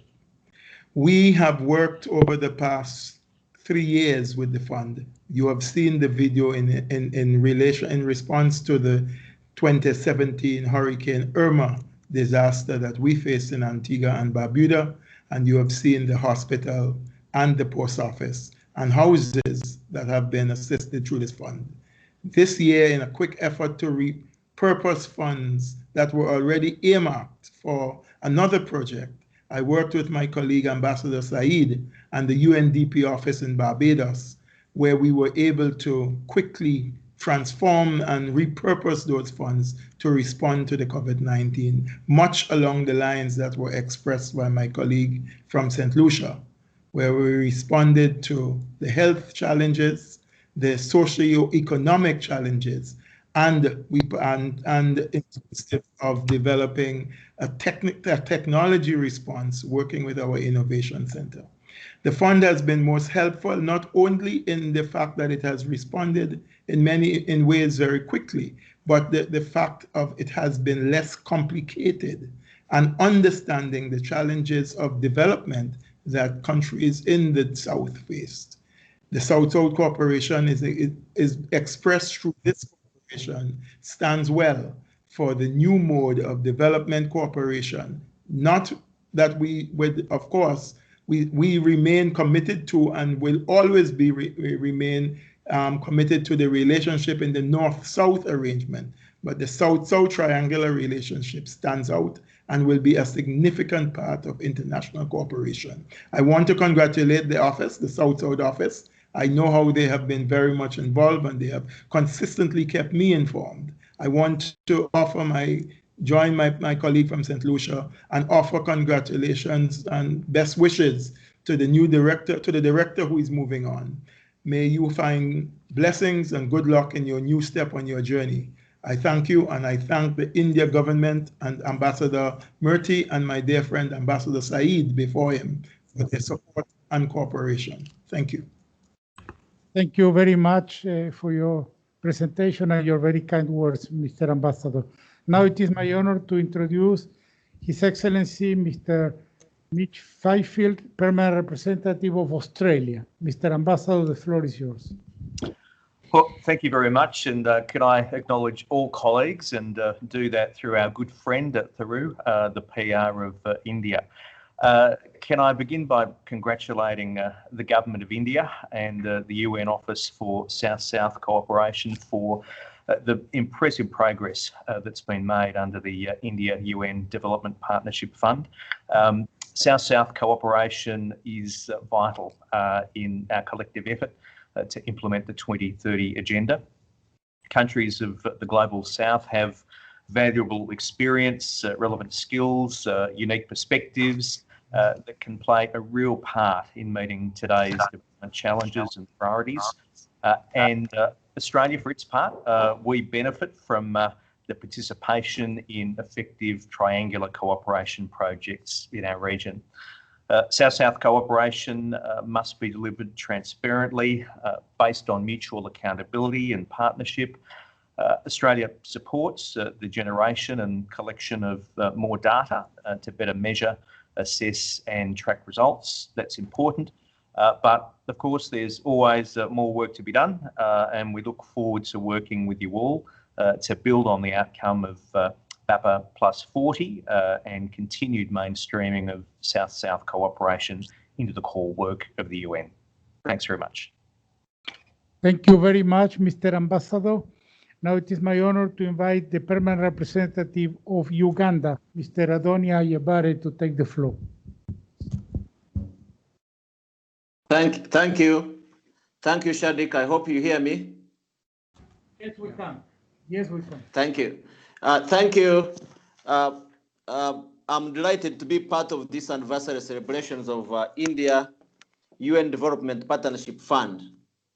I take this opportunity to commend India for its strong commitment to international cooperation and South-South cooperation in order to achieve shared prosperity and contribute to the advancement of the 2030 Agenda for Sustainable Development. As the President of the High-Level Committee on South-South Cooperation, I welcome the adherence of the India UN Development Fund, Partnership Fund, to the principles of South-South cooperation by placing priority on national ownership and leadership, equality, sustainability, development of local capacity, and mutual benefit. The fund also plays an important role in leveraging strengths of the UN system by implementations of projects at a country level, while promoting the leadership and ownership of the national partners. In conclusion, I would like to thank the Office of South-South Cooperation and its director, Shadik, our friend who is moving on, for the valuable support and working with the Indian mission, and the Ambassador Thiru and his predecessor Saeed for making this fund available to the missions here in New York in coordination with headquarters and making the fund more accessible. I thank you very much, and Namaste. Thank you very much, Mr. Ambassador. Now it is my honor to invite the Permanent Representative of Bhutan, Her Excellency, Mr. Doma Shering. Madam Ambassador.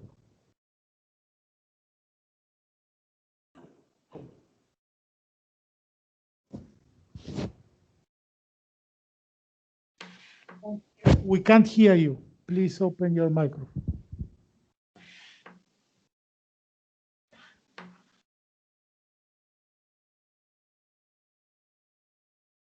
we can't hear you, Madam Ambassador. So if you allow us, we can move on to the next speaker while we solve your technical issues. So now it's my pleasure to invite the permanent representative of Nepal, His Excellency Mr. Amrit Bahadur Rai. Mr. Ambassador, the floor is yours. Thank you. Can you hear me? Yes, please. Yes, Thank you. Thank you, Excellencies. All protocols observed. At the outset, let me congratulate the permanent mission of India to the United Nations, particularly my dear brother, Ambassador Thiru, and the UN Office for the South-South Cooperation for organizing this event to commemorate the 3rd anniversary of India-UN Development Partnership Fund. India's initiative in establishing India-UN Development Partnership Fund is a true manifestation of its commitment to South-South cooperation through multilateralism for a shared prosperity. This is important and laudable initiative. The importance of South-South cooperation has become even crucial at this juncture, where the most vulnerable countries, such as LDCs, LLDCs, and seeds, are in acute shortage of resources and capacity to fight COVID-19 pandemic. And Nepal is one of the beneficiaries of India's generous bilateral economic assistance. We truly express our sincere gratitude and appreciation to the government and the people of India for their continued support to Nepal's economic development. And finally, I'd like to applaud the government of India for this noble initiative of South-South cooperation. I thank you once again. Thank you. Thank you very much, Mr. Ambassador. Now it is my pleasure to invite Her Excellency, the permanent representative of Sri Lanka, Ambassador Senewiratne. Madam Ambassador, the floor is yours. Thank you very much. Your Excellency, Ambassador Tirumurti, and all protocols observed, South-South cooperation is an important element in driving the development and resilience of the South, especially during this time of need, exacerbated by the ongoing pandemic. Sri Lanka applauds and congratulates the Government of India on its UN Development Partnership Fund on this occasion of celebrating its 3rd year of establishment. India's leadership and dedication in formulating an inclusive response towards the LDCs, LLDCs, SIDS, and the developing countries through the projects implemented in the thematic areas ranging from employment and livelihoods, gender equality to climate resilience, provides the much-needed support for the national developmental priorities of such countries. The Commonwealth window of the UN India Fund is also noteworthy as an effort of including many other countries of that family who have their unique developmental challenges. Permit me to quote the great Mahatma Gandhi, who rightly said that the future depends on what we do in the present. This initiative of India reflects these erudite words, having given way to single country-sponsored South-South cooperation. It is important to further strengthen our synergies today for the betterment of the South's tomorrow by exploring partnerships for technological transfer, technical assistance, expertise, and skills. This unique model of South-South cooperation makes an important contribution to this end by providing the required financial assistance. We are confident that the India-UN Fund would be able to facilitate more transformational sustainable development projects in the identified countries, and on this occasion, wish the partnership greater success in its future activities. Thank you. Thank you very much, Madam Ambassador. Now we would like to invite Ms. Mirgul Moldosayeva, Her Excellency, Permanent Representative of Kyrgyzstan. She's enrolled, but we cannot find her. Are you there, Madam Ambassador? You are not, so then let's proceed with Mr. Yahya Boubacar, the National Director of Hydraulics of the Republic of Mali. Mr. Boubacar, the time limit, please. Okay, Excellencies, good morning and welcome to India UN Development Partnership 3rd anniversary event. The support project for the creation of 6 drinking water infrastructures and the related structures for pumping and distributing for 6 villages, including 18 drinking water distribution points in Mali, is the result of South-South cooperation. This project has contributed to the sustainable improvement of the living condition of 7,200 beneficiaries, thanks to increased access to drinking water. The realization of these works was a great satisfaction for the various beneficiaries, the partner UNDP, and the National Directorate of Hydraulic and its decentralized services. Also, South-South Corporation deserve to be continued as a part of achievement of SDGs 6.1. Thank you very much. Thank you very much, Mr. Boubacar. Now I would like to invite the permanent representative of Bhutan. Apparently we just solved the technological issues. Madam.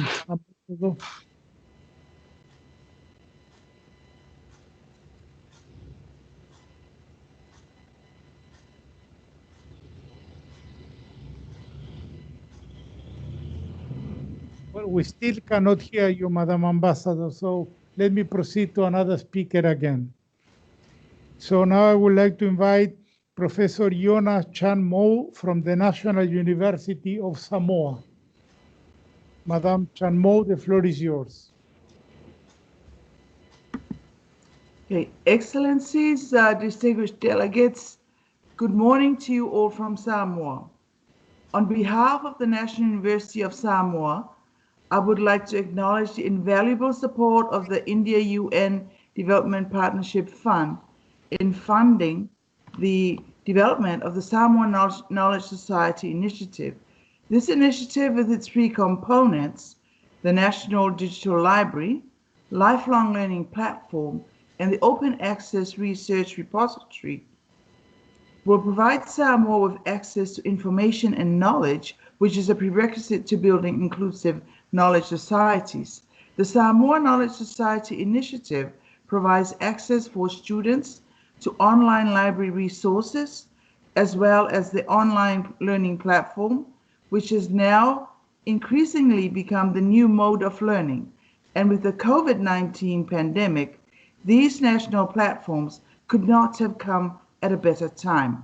To ensure that no child is left behind, these national platforms will also be offering multimodally access to knowledge using a variety of modes such as online, radio, and TV, as well as offline. It is also the wish of our government to use these platforms to establish Samoa as a regional information hub, offering the delivery of education to other neighboring islands, making use of our ICT infrastructure. All this would not have been possible if it had not been for this India-UN development funding, specifically with the help of our local UNDP, UNESCO, and the UNRC office. So our heartfelt gratitude to the UN and the government of India. Additionally, the National University of Samoa has also recently opened a Center of Excellence of IT funded by the government of India. I end with sincere congratulations once again for the 3rd anniversary of the UN and Government of India partnership. Thank you for your attention. Thank you very much, Professor. Now it is my pleasure to give the word to Ms. Aurelia Spataru, Deputy Director General of the National Bureau of Statistics from the Republic of Moldova. Dear Excellencies, dear colleagues, on behalf of the National Bureau of Statistics of the Republic of Moldova, I would like to also greet you today and congratulate the India-UN Development Partnership Fund for the 3rd anniversary. Of course, as many other countries, we are grateful and honored that Moldova is among the beneficiary countries. And I would like to say that with the financial support of the India-UN Development Partnership Fund, we are implementing, together with our good partner, UNFPA Moldova, an innovative and transformational project that will allow Moldova's statisticians to make use of the existing administrative data sources in order to produce timely, disaggregated, and accurate estimates on population and migration at national and subnational levels. Such data, of course, will be helpful for decision makers in promoting the data-driven policies that are targeting those left behind, first of all, and in order to support them and change their life for better. Also, such data will, of course, serve as appropriate evidences for crisis and emergency situations, such as coronavirus pandemic. Your support is essential to the national statistical system of Moldova, as it helps us to move towards leveraging the power of administrative data sources for strengthening and modernization of the official statistics of the country, as well as for tracking the implementation of the SDGs. Also, this project will help us to set the ground for moving towards register-based censuses in the near future of Moldova. Of course, in the context of UN Day of South-South Cooperation, I would like to say that India Development Partnership Fund is also an example of supporting developing countries like Moldova in learning and sharing experiences between countries for building a stronger, more user-responsive and modern statistical systems that relies on accurate and reliable data as well as applied modern technologies and approaches. I would like to thank you for your consistent support and for this support in particular of the India government, and wish you all good health status and sustainable development results for our institutions and for people around us who we are aimed, in fact, to serve and improve their lives. Thank you very much. Thank you very much. We're going to start with the brief presentations. Again, I invite you to take no more than 1 minute from the UN entity, UN resident coordinators. It is my honor to invite first, because the person, Ms. Ganesh, has to leave, Ms. Vidya Ganesh, the Director of Division of Data Analytics, Planning and Monitor of UNICEF. Your minute is running.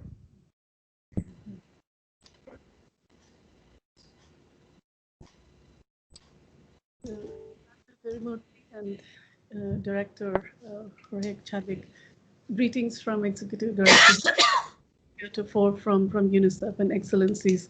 We are truly honored to join the UN system in commemorating the 3rd anniversary of the India-UN Development Partnership Fund, and really exciting to also hear about the India's leadership as a global provider for the of development cooperation, its expanded role in supporting countries in Global South. The testimonies from the countries is truly impressive and comforting and gratifying. But I want to add a little bit a voice for the children, as you would expect from me. For almost the 1.9 children in the world, a billion children in the world, a billion live in countries where SDGs remain out of reach even before the COVID. With COVID-19, the children, adolescents, and young people face an unprecedented crisis, and its socioeconomic consequences, as you can well imagine, is for the most vulnerable and marginalized, is far-reaching. So we have to act now so we can protect the future of the children. So in that context, this particular fund takes on a very, very significant role, and I can see the possibilities of how it can actually expand its modalities and its strategic approaches to reach these young people. You heard some of the testimonies from Grenada and Liberia that focused on the early childhood development and schooling, and more recently an allocation of $1 million to Nicaragua. These are really very valuable donations and partnerships for advancements of children and accelerating results for children.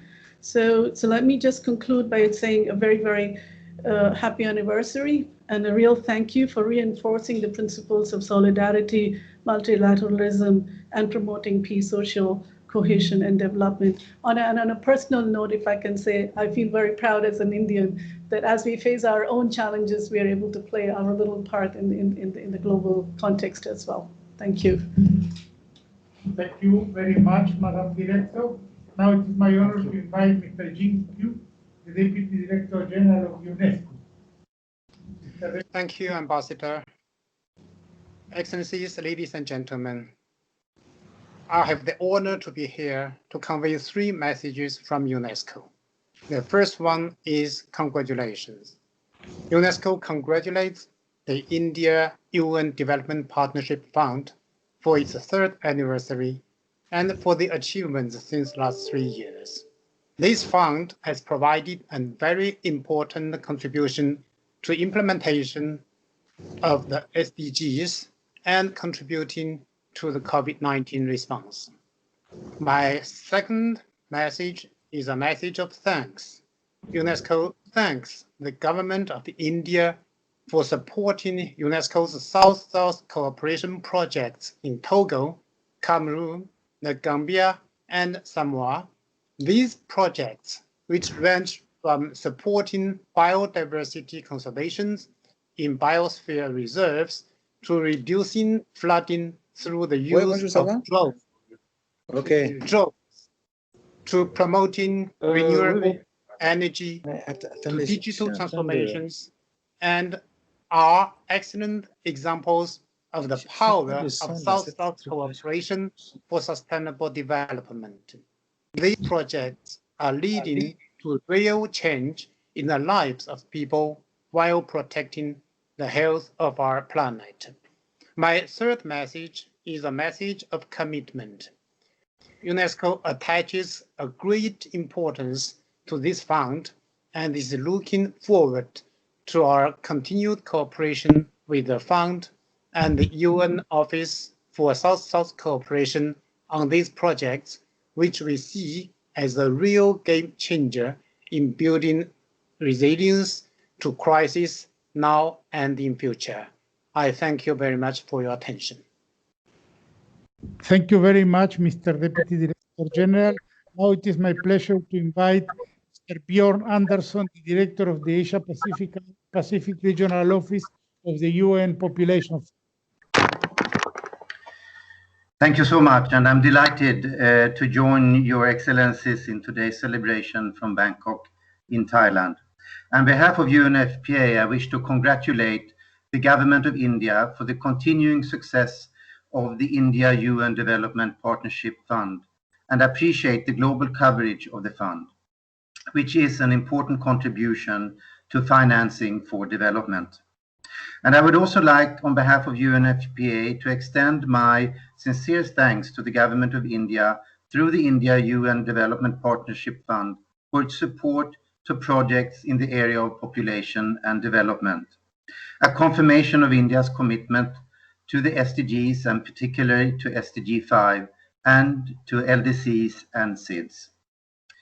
UNFPA is working to ensure timely and effective implementation of these projects and working closely with government partners. On behalf of UNFPA, I would also like to take this opportunity to recognize the very good working relationship with the United Nations Office of South-South Cooperation and as a co-chair and secretariat of the fund. We appreciate the strong interagency partnership in promoting South-South cooperation, including in such initiatives as Youth for South, UN System-Wide Strategy for South-South Cooperation, the South-South Galaxy, which is the global South-South Cooperation Knowledge Platform, and the South-South Expo, among many others. And finally, I would like to say that beyond the fund, UNFPA appreciates India's leadership and commitment in the conduct of South-South cooperation globally for the achievement of the SDGs.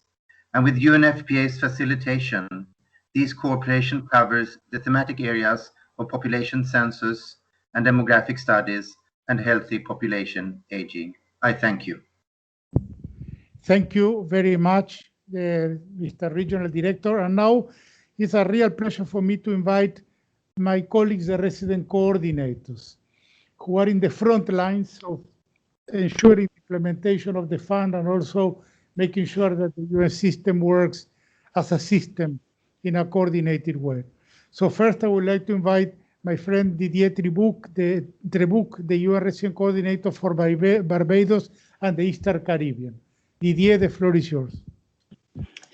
Good morning. Thank you, Jorge. Protocol observed. First, I wish to congratulate the India-UN Development Partnership Fund for their 3rd anniversary. and the crucial contributions it has made to the 7 Eastern Caribbean seats that we cover from this multi-country office. And I truly want to thank the Republic of India for their continuous commitment over the past 3 years. The fund is delivering tangible results, and this cooperation is highly valued by countries, as we could have heard today. Firstly, because of its flexibility and adaptability to the Caribbean's needs and vulnerabilities. It already not only responded very effectively to the recovery efforts after Hurricanes Irma and Maria, but it now also it's swiftly responding to the COVID-19 immediate health needs, but also the expansion of social programs, economic recovery, entrepreneurships, always targeting the most vulnerable. Secondly, it addresses its vulnerabilities and their financing challenges by catalyzing additional funding from other partners. As Ambassador Cosmos Richardson said, the fund contributes to the COVID multi-sector response plan of the UN team in the Eastern Caribbean currently. And for example, in St. Lucia, it builds on the SDG joint funds on social protection, and it then helped leveraging a partnership with the World Bank to expand the public assistance program to ensure that no one is left behind. And finally, the UN India Fund strongly supports the UN reform. We have 7 UN agencies involved in the sub-region as it places the RC function at the center of strategic dialogues with government in order to match the country's needs with the UN agency's expertise. All in all, in these difficult times, the South-South cooperation is a genuine expression of solidarity between India and the Caribbean community, as it is distinctively contributing to building back better and greener. So thank you very much, and my best wishes to my dear colleague Jorge Chediek in his next phase in his life. Thank you. Thank you very much, Mr. Trebuk. Now it's my pleasure to invite Ms. Simona Marinescu, the UN Resident Coordinator of the Multi-Country Office in Samoa.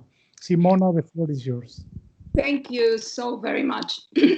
Excellency Ambassador Tirumurti, Director General, and Envoy Chediek, colleagues, all protocol observed. On behalf of the United Nations in Samoa, I would like to join the crowd and congratulate the Government of India and the UN Office for South-South Cooperation at this 3rd anniversary of the fund. And thank both partners for including Samoa on the map of this great South-South cooperation mechanism. Indeed, a great time to celebrate as the fund reports such remarkable results around the world. In my many years in the United Nations, I haven't seen so many events with an overwhelming global presence. So again, congratulations. Very briefly, Samoa, as one of the beneficiaries of this great South-South cooperation mechanism, chose to make a strategic investment in digital resources to facilitate access to knowledge and public information as a fundamental right of all. With the funds that we received from the Partnership Fund, we built the foundation of a knowledge society in Samoa with a widely accessible digital library connecting people of Samoa with the world of knowledge at an affordable cost, a lifelong learning platform, the first of its kind in Samoa, and open research partnerships to strengthen human capitals in Samoa through advanced education and digital opportunities. Very importantly, digital and knowledge-based economies enable small island developing states to overcome remoteness and advance their SDGs, an important area of investment as reflected in the Samoa pathway as well. The 4th component of the program is the monitoring system to access to the digital resources and to the lifelong learning platform primarily. As Samoa has a 39% rate of youth not in education, employment, or training, it is extremely important that we use this resource to enable young people to secure better paying jobs. We will be able, therefore, to determine the multiplier effect of this 1 million investment on employment, living standards, and growth. $1 million for a small island state is not a small amount of money. Knowledge remains a development multiplier, and we will soon be able to demonstrate that. And I very much encourage partners around the world to look into the interesting study that Professor Stiglitz released in his book, Creating a Learning Society, with respect to the importance of knowledge in acting as a development multiplier of growth and sustainable development. We also hope that our partnership with India will continue to allow Samoa to access digital libraries and resources that the country has. India's digital journey has been highly inspirational to our states. We thank you very much for allowing us to be your partners, and we wish the India UN Fund a long and successful life in South-South and triangular cooperation. Thank you. Thank you very much, Simona. Now in the program, we have a video statement from Sanaka Samarasinya, the UN Resident Coordinator of the Multi-Country Office in Fiji. And after that, we have a request for the word from Bhutan, hopefully will solve. Egypt, I understand, is also requesting to speak. So we'll proceed with those. So now please show the video.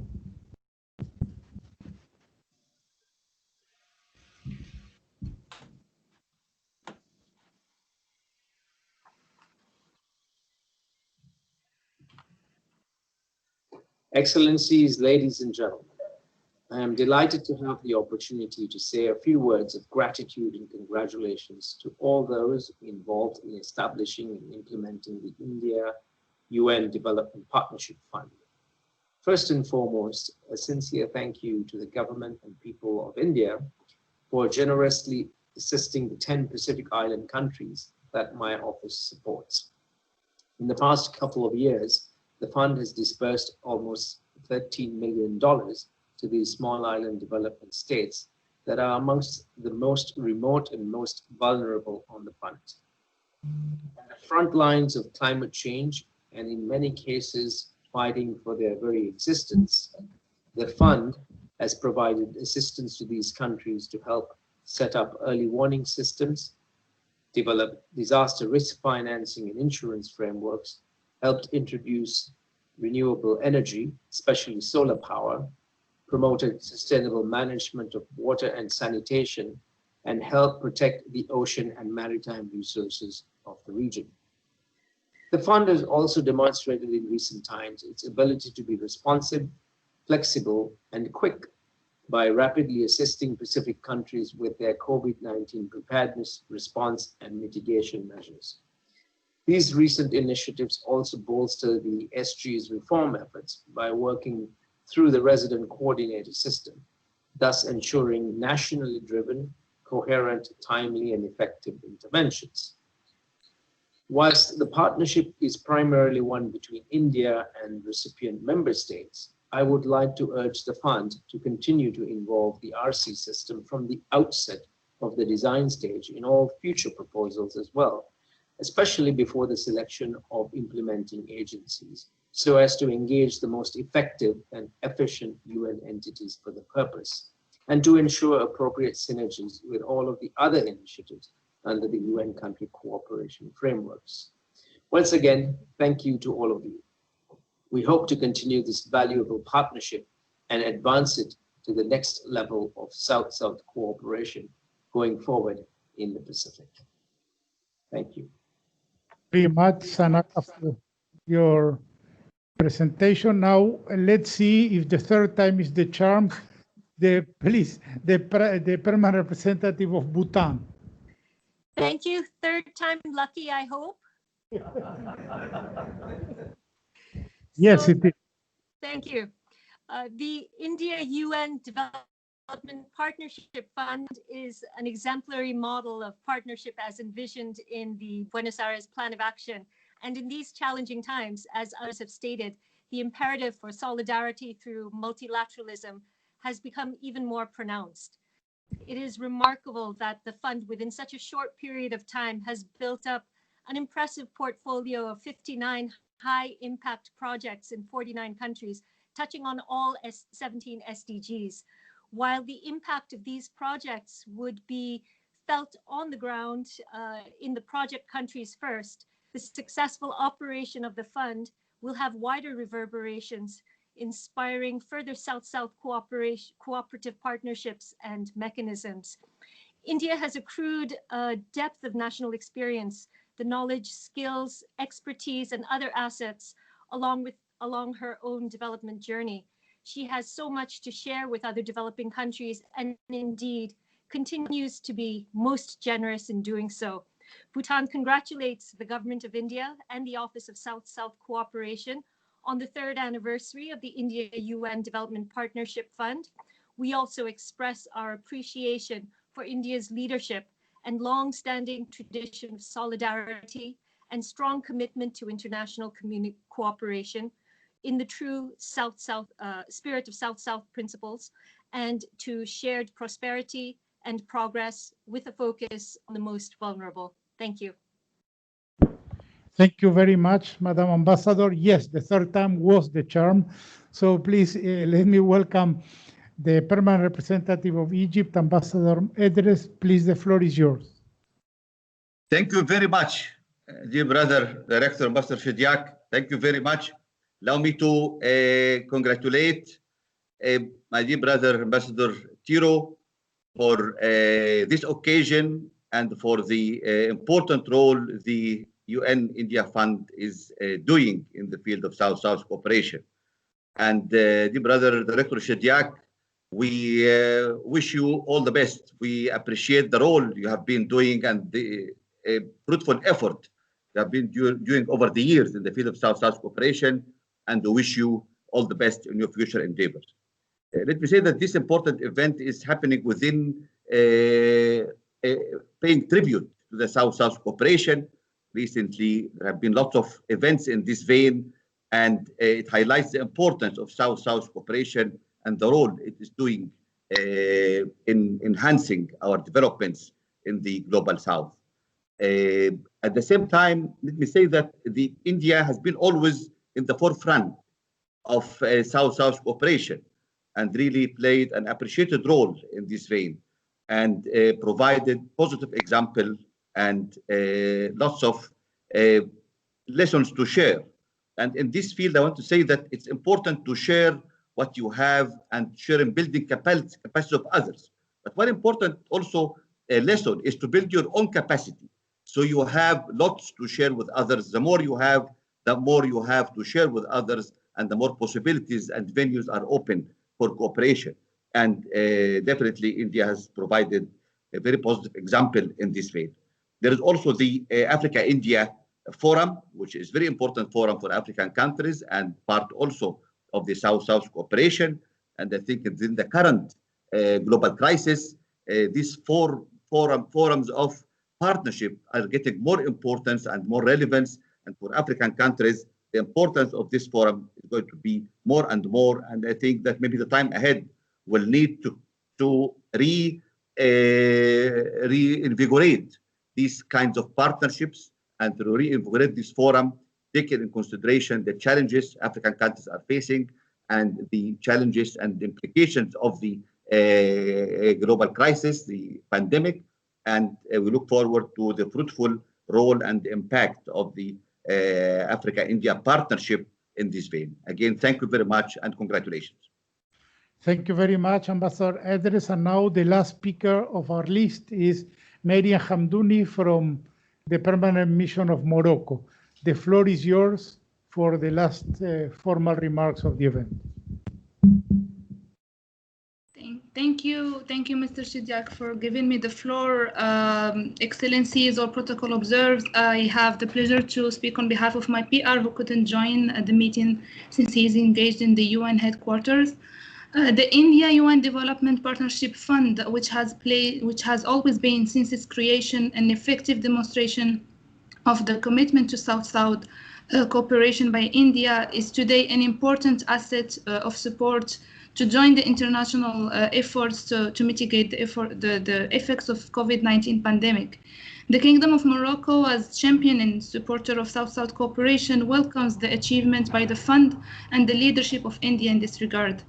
India and Morocco enjoy a fruitful relationship that continues to grow thanks to the continuous collaboration in various sectors like trade and agriculture, The Center for Excellence in IT, established in Casablanca, is a flagship project under the India-Morocco cooperation.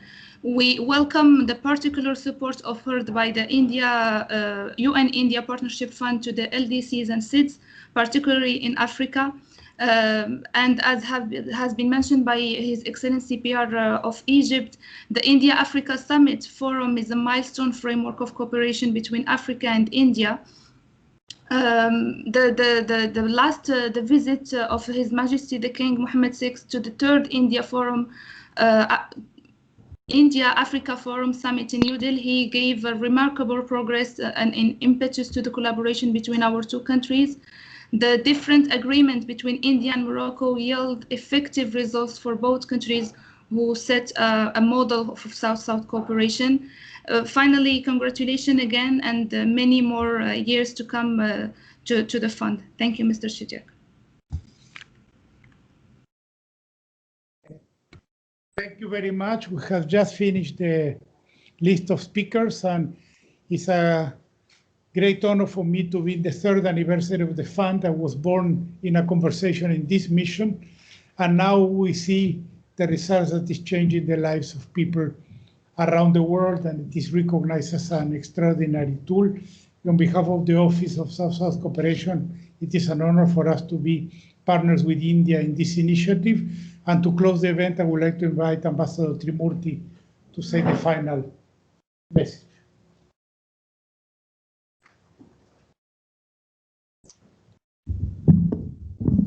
Excellencies and friends, I would like to thank every one of you for your most gracious remarks and for all the things which you mentioned about this wonderful development partnership, which we have not only with the UN, not only with the Commonwealth, but with every one of the partner countries. So I'm truly overwhelmed by all the remarks which you made. But I also wanted to place on record our deep appreciation for the tremendous work which Director Jorge has done for making the last 3 years a huge success for this fund. I'm truly grateful to you, sir, for all that you have done. And I'm sure that your contribution in trying to bring this process right from its inception to what it is now has really put this on a fantastic pedestal. And I'm sure that from here, we go into the next phase, building on what you have done. So I wanted to say this because I know that you're leaving, but I can assure you that your hard work will be built upon by your successor. And we in the Permanent Mission of India and the Government of India are truly grateful for what you've done. And I wanted to also congratulate your team for the wonderful work which they have put in. And thank you once again for this wonderful opportunity to be able to have this function, not just at the Permanent Mission, but also in collaboration with you and with the participation of so many distinguished representatives from all over the world. Thank you once again.